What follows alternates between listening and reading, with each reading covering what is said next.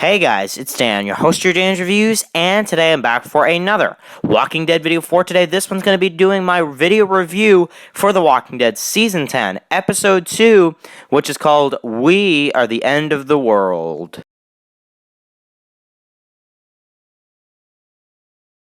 Okay guys, so this is my second review now for The Walking Dead Season 10, Episode 2, which is called We Are the End of the World. So, I want to definitely talk about this episode. I did enjoy it. I don't think it was amazing, but I did enjoy the episode, and I did think it was really good. Now, for, people like IGN and stuff like that that said this episode, was better than Episode 1, I highly disagree with it. I highly disagree. I think the premiere still is the best episode out of the two.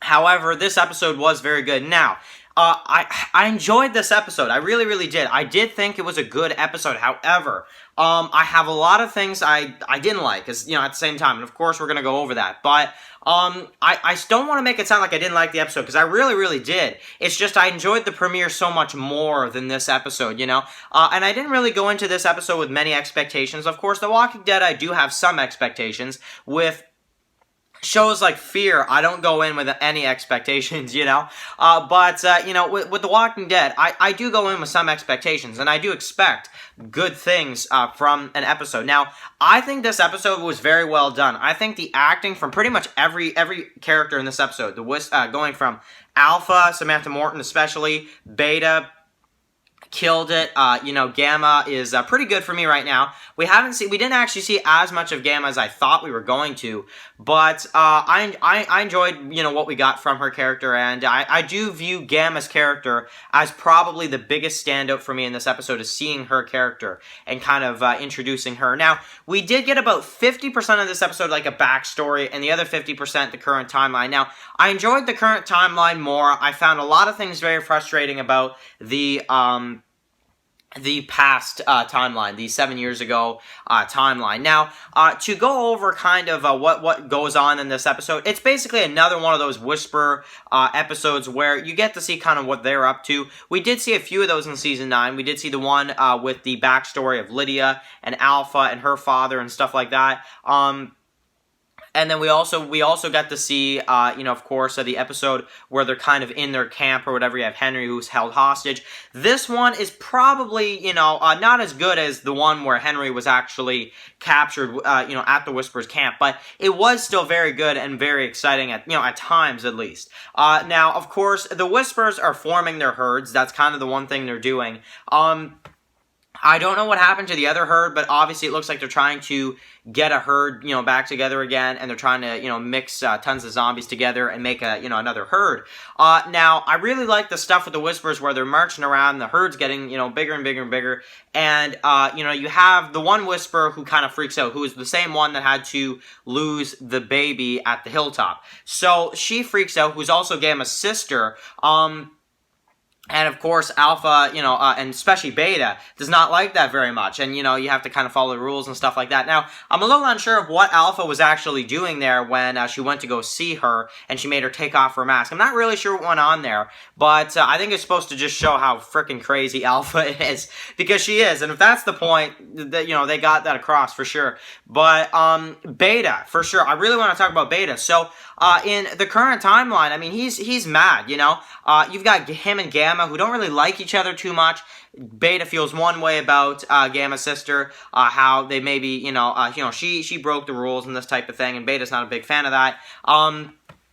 And Alpha sees things kind of more on Gamma's side than how Beta views it, which I do like that angle as well, and Alpha kind of, and Beta kind of argue a lot in this episode as well. And she's even like, do you doubt me? And he's like, never, but, you really, Beta and Alpha see things differently in this episode, and I really like that angle too. And then, of course, I feel like around this point in time of the episode, with the flashbacks mixed, Alpha kind of gets her mama bear instincts, with her, because she left her daughter at the fair, and she left her, pretty much to stay with the group, but Alpha kind of still wants her daughter back, and Beta's kind of mad about that because he's like, honestly, this whole time, and you still want Lydia back, and Alpha, I'm gonna call it the Alpha Bear, the Alpha Bear is kicking in instead of the Mommy Bear type, it's really the Alpha Bear, she wants her daughter back, and she's gonna try. She's gonna try to get her daughter back, and I like how Beta kind of, he's not gonna sit here and agree with every little thing she does, and Alpha's gonna tell Beta, like, I don't care if you don't agree with me. This is how I see it, and I really love, and I have to mention this again, the acting from Samantha Morton, and especially the scene where she's tearing down the one part of the camp or whatever, and she's kind of breaking down. I love that part. I think that was one of the best parts of the episode, if not the best part of the episode. Now, they basically, with this decision of Beta and Alpha seeing differently, we actually see later Gamma's sister actually try to attack Alpha, which I thought was a really crazy part, and then she gets, eaten alive and killed as a result, and Gamma kind of acts like she doesn't care when she probably does, that happened. Now, I really like this too, and I really like kind of Alpha and kind of just everything they did with her in this episode, where, she kind of gives she gives Gamma's sister a chance, and then she attacks Alpha, and then that's it, So, there is that. Now, that's the current timeline, and it syncs up with the end where Alpha sees Carol, instead of at the end of the first episode, Carol seeing Alpha. So, both timelines are connected by the end of this episode, which I think are really, really cool. We've seen both groups now, and we know where each one is at. Now, going in episode 3. And let me add, episode 3 looks absolutely amazing. But anyway, so after that, now we have the timeline before. So Beta's introduced. We have the man, of course. Now, brutal opening scene too, with the woman getting just devoured. And I really, really like that scene because it was brutal, and we haven't seen many brutal scenes like that for a while. Well, aside from the Pike scenes, but yeah, the brutality was there in this episode for sure. And basically, Alpha's not scared of Beta. There's a man, he's on the other side of the hallway. She doesn't act scared of him, and I really like that as well. And Beta kind of, I could tell Beta kind of, realizes that. Now, we don't get a Beta face reveal, which I know you guys were asking some questions about that. No, we don't get a Beta full face reveal in this episode.